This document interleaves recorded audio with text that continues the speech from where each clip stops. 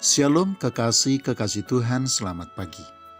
Saudaraku sekalian, dalam sebuah pertemuan para hamba Tuhan, seorang rekan hamba Tuhan berbisik dengan lembut ke telinga saya dengan berkata, Tuhan tidak akan mungkin mempermalukan kita anak-anaknya.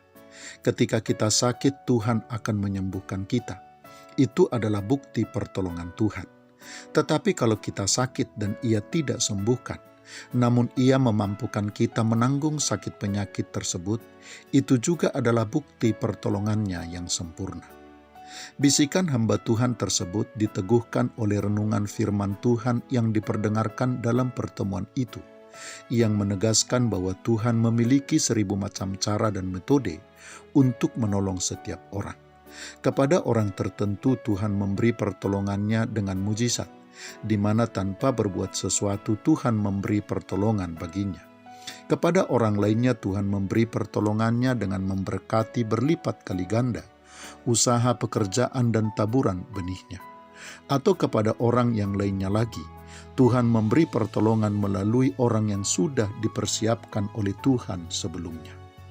Kekasih-kekasih Tuhan, Tuhan selalu menolong. Hanya saja cara Tuhan menolong setiap orang tidak akan pernah sama. Tuhan menolong setiap orang dengan cara yang unik, bahkan dengan cara yang khusus, sesuai dengan keunikan dan kekhususan masing-masing orang.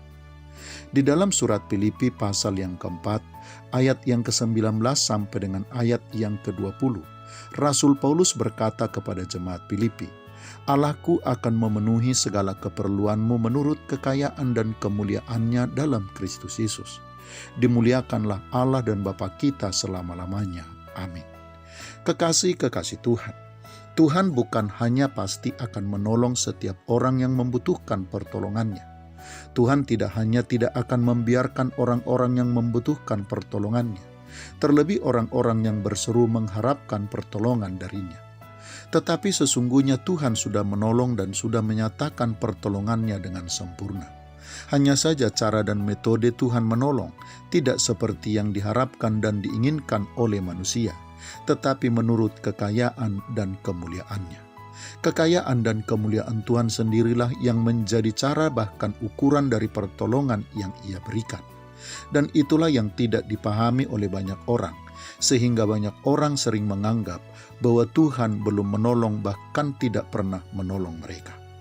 Kekasih-kekasih Tuhan, terkait dengan pergumulan, persoalan, dan kesukaran yang sedang melanda dan yang sedang kita hadapi saat ini, juga terkait dengan cara dan metode Tuhan menolong kita, tentu kita tidak perlu khawatir apalagi takut.